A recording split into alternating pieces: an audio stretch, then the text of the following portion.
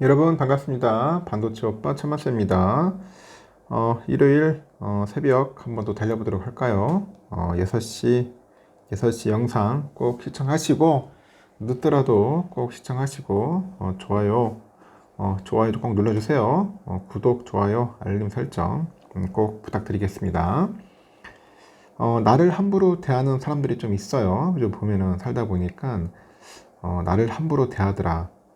아주 특이한 사람들이 좀 있는데 이제 그런 사람들을 상대하는 그런 방법이 있어야 돼요. 방법. 대처법이라고 해야 할지 모르겠는데 그런 방법이 있다. 첫 번째는 여러분 그 쓸데없는 말은 하지 않는 거라고 합니다. 침묵이 아니라 할 말은 하되 실언이나 격이 떨어지는 말은 하지 않는다 그런 거죠.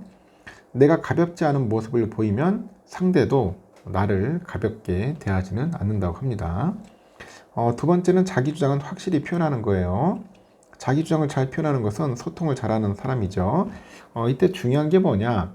부드럽고 상냥하게 하는 것이 아주 중요하다고 합니다. 세 번째는 내 감정은 당당하게 나타내자. 당당하게 나타내자는 겁니다. 상대의 반응을 해서 화를 내지도 당황하지도 않으면서 응대한다면은 오히려 상대가 당하게 된다고 합니다. 그리고 맡은 일은 확실하게 하자. 맡은 일은 확실하게 하자는 겁니다. 자기 일은 무조건 확실하게 해내야 합니다. 자기 일도 제대로 못한다면은 정말 우스운 사람이 되는 거죠. 그리고 내 분야의 1인자가 돼야 돼요. 1인자. 1인자가 되자. 1인자가 됐으면 좋겠습니다. 어려운 목표지만요. 정말 꾸준히 열심히 하면 할 수 있어요. 그래서 함부로 대하는 사람을 만난다면은 제가 한 이야기들 꼭 기억하세요. 절대 겁먹지 말고 절대 변명하지 말고 행동하십시오. 나를 지킬 수 있는 그런 행동을 꼭 하셨으면 좋겠습니다. 그러면은 또 삼성에 관련된 이야기 그리고 옆 동네 이야기도 한번 들려드리겠습니다.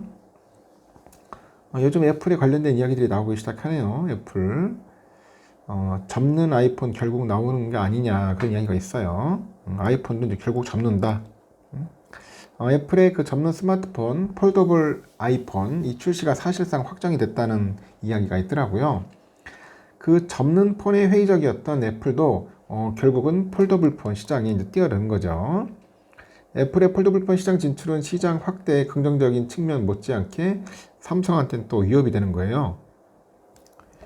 외신들은 애플이 2026년 출시 목표로 폴더블 아이폰을 개발 중이라고 했는데 그간 소문만 무성했던 폴더블 아이폰이 이제 구상 단계에서 진전을 이뤘다고 합니다. 폴더블 아이폰은 삼성전자 갤럭시 Z 플립하고 아주 유사한 화면을 위아래로 접는 그런 클램쉘이죠. 조개 껍데기 그런 형태로 전해집니다.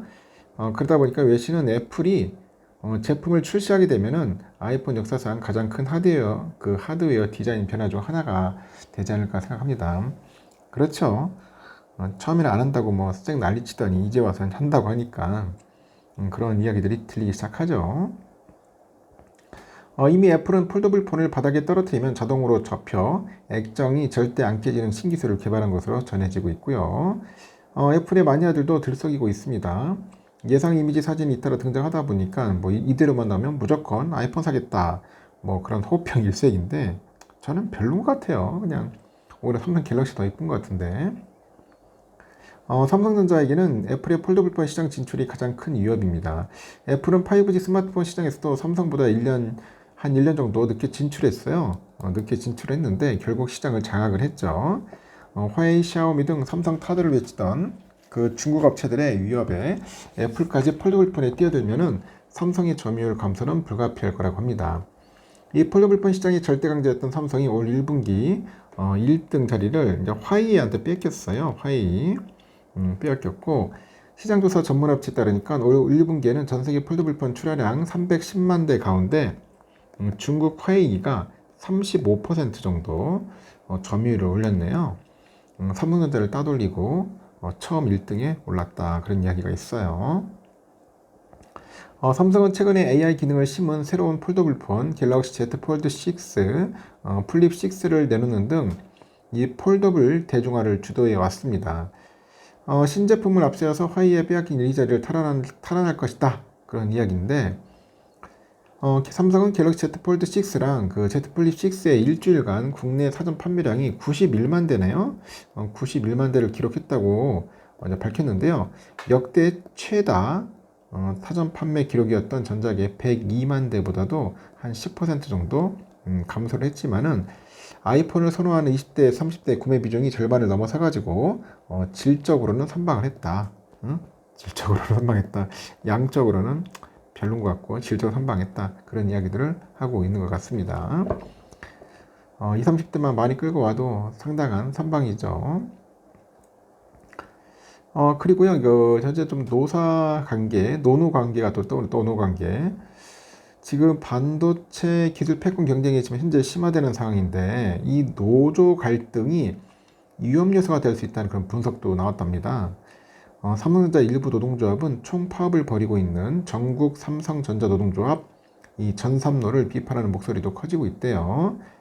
월스트리트 저널은 26일 날 그 세계 반도체 산업에 대한 투자가 확대되고 있으나 삼성전자 노조가 파업을 벌이는 등 노동자들의 반발이 업계에 새로운 위협이 되고 있다. 그런 이야기를 합니다. 보도를 했고, 미국을 중심으로 한 반도체 동맹 주요국들은 반도체 제조를 전략적 산업으로 평가해서 국가적인 역량을 쏟아붓고 있습니다. 이 반도체 산업 투자 규모는 세계적으로 수천억 달러에 이르요. 10년이 지나면 업계의 연간 매출은 1조 달러로 지금의 2배가 될 거죠. 이런 상황에서 업계 근로자들은 처우 개선 요구를 강하게 하고 있는데, 월스트리트에서는 삼성전자 그 사내 최대 규모인 노조인 전삼노가 지난 8일부터 돌입한 무기한 파업을 대표적인 사례로 꼽았죠. 삼성은 이번 파업이 한국의 반도체 제조 공장 3곳의 생산에는 영향을 미치지 않으며 앞으로도 생산에 차질이 없도록 만전을 기할 거라고 합니다. 지난 23일 삼성노사는 파업이 시작된 이후 첫 번째 회담을 가졌는데 합의에는 이르지 못했다고 해요. 사태가 조속히 해결되기를 바란다고는 언급을 합니다. 이렇게 파업에 참여 중인 한 노조원은 일반적으로 8시간 교대 근무를 하는 경우 여러 가지 유지보수 문제가 발생한다고 하죠. 회사는 높은 수준의 공장 자동화가 되어 있다고 말하지만 실제로는 유지보수 엔지니어가 근무하지 않으면 이 반도체 제조 공정의 단계마다 수십 가지 오류가 발생하고 있다고 지적을 합니다. 미국과 한국, 대만을 비롯해서 전 세계 대부분의 반도체 업체가 최근 수십 년 동안 현재 무노조 경영을 합니다. 무노조 경영 고수해 왔는데요. 2019년 설립된 그 삼성 노조는 이 반도체와 스마트폰, 가전 등 다양한 그런 사업 분야에서 한국 내 근로자 약 12만 5천 명이 약 4분의 1을 대표하는 조직으로 성장을 했고, 20년에는 이재용 그 삼성전자 부회장이 삼성의 과거 노조 파기 관행에 대해서 사과하기도 했고요. 삼성노조는 이번 파업 참가 인원을 정확히 공개하지는 않았는데 7월 8일 날 파업 시작 집회에 약 6,500명의 조합원이 참가했다고 밝혔습니다. 미국 통신 노동자 조합이 있는데 여기는 인텔을 포함해서 미국의 반도체 대기업에서 이 노조를 조직하기 위해서 노력해왔다고 합니다. 노조의 칼 케네브르 통신 지부장이 한국에서의 파업을 지적을 하면서 미국 기업들은 노사 합의에 도달하기 위해서 미 연방정부로부터 이 보조금을 받아내야 한다고 촉구를 하는 거죠. 노사 문제는 미국 자동차 업계와 UPS, 할리우드 작가와 배우들 사이에서도 벌어지고 있는데, 이 코넬 대학교 이 대학원에 따르면 2023년 미국에서는 약 54만 명의 근로자 약 470건의 파업에 참여를 했고, 이는 전년 대비 2배 이상 늘어난 수치라고 합니다. 이렇게 전삼노 파업이 장기화되다 보니 사내 제3노조가 있는데 삼성전자 노조 동행이에요. 동행노조. 전삼노를 비판하고 나섰고, 또 동행노조가 파업에 부정적인 입장을 밝힘에 따라서 전삼노가 오는 8월 초까지 사측과 합의점을 찾지 못할 경우 대표교섭 노조지위를 상실할 수 있을 거라는 관측이 있어요. 일단 동행노조는 이날 사내 직원들에게 이메일들을 통해서 기대했던 대표 노동조합의 총파업을 통해서 협상이 회사와의 첨예한 대립으로 더 이상 합리적인 그런 결과를 기대할 수 없는 길로 들어서고 있다. 지금은 잘 보이지 않는 강성 노조의 그런 힘은 앞으로 우리의 발목을 잡고 실망만 안겨줄 것이다. 이렇게 전선들을 비판하네요. 소통의 문을 닫아버린 회사와 서로의 이익만을 위하는 노동조합이라면서 직원들만 서로 갈라지고 피해를 보고 있다. 그런 이야기까지 합니다. 전삼노는 지난해 8월 대표 교섭권을 확보해서 오는 8월 4일까지 대표 교섭 노조지를 보장받는데 그 이후로 한 개 노조라도 사측이 교섭을 요구하면은 개별 교섭이 진행되거나 다시 교섭 창구 단일화를 진행한다고 하네요. 현재 삼성에는 전삼로 동행노조를 비롯해서 사무직 노조, 구미네트워크 노조, 삼성 5개 계열사 노조를 아우르는 삼성그룹 초기업 노조의 삼성전자 지부 등 총 5개의 노조가 있다고 합니다. 하여튼 동행노조가 전삼로랑 대립각을 세우면서 내달 5일 이후로 전삼로가 대표교섭 지위를 상실할 것이라는 관측이 나오고, 이렇게 되면은 전삼로의 파업도 자연스럽게 종료되지 않겠냐, 그런 이야기가 있고요. 이 삼성의 노노 갈등은 비단 이번이 처음이 아니라고 하더라고요. 이 전삼로의 지난달 29일 그 파업선을 전후해서 이 초기업 노조 DX 지부가 과거 전삼로의 그 비위를 주장한 바 있다고 합니다. 하여튼 빨리 그 해결됐으면 좋겠네요. 서로들 싸우지 말고 빨리 사이좋게 잘 협의하고 합의해서 열심히 일해야죠. 지금 놀 때가 아니라 좀 싸울 때가 아니에요. 지금 그런 상황입니다. 현재 건설 공사에만 수천억 원이 투입된 삼성전자랑 LG전자의 그 러시아 생산법인 현지 공장이 언제쯤 재가동할지 관심이 커지고 있고요. 러시아 우크라이나 휴전 가능성이 무르익고 있기 때문이라고 합니다.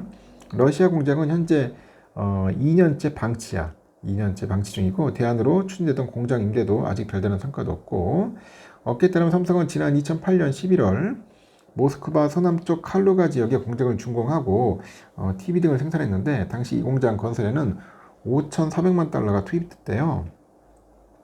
삼성의 독립국가연합 시장 진출의 전진기지로 꼽힌 이 공장이 지난 2022년 2월 러시아 우크라이나 전쟁 발발 이후 그 서방 제재가 시작되다 보니 그해 3월 부품 수급 문제로 이 가동이 중단됐고, 이 가동 중단으로 칼루가 생산법인은 그해 1,100억이죠. 1,100억 단기 순손실을 기록을 했답니다. 그래서 그동안 유휴 공장을 임대하는 방안을 추진했고요. 한종희 부회장은 올 초에 미국 라스베가스에 열린 그 세계 최대 IT 가전 박람회에서 러시아 현지 공장은 현 단계에서 매각할 의사는 없다. 임대 등으로 방향을 잡고 있다. 그리고 이 또한 별다른 진척이 없어서 애물단지로 전락한 상태다. 그런 이야기가 있는 것 같습니다. 빨리 좀 가동됐으면 좋겠네요. 하여튼 삼성전자 측은 현재로서는 불확실성이 매우 높아서 공장의 재가동 및 향후 진행 상황을 예단하기는 쉽지 않다고 설명을 하는 것 같아요. 아직 운영 방안을 논하기에는 이른 단계고, 이 공장 가동 재개 여부를 신중하게 현재 처리하겠다고 하니까 한번 지켜봐야 할 것 같습니다. 삼성 관련된 이야기는 여기까지 하겠습니다. 빨리 전쟁이 끝나면은 잘 돌아가겠죠. 그때 되면은 원활하게 잘 것 같습니다. 여기까지 하겠습니다. 여러분, 좋은 하루 보내십시오.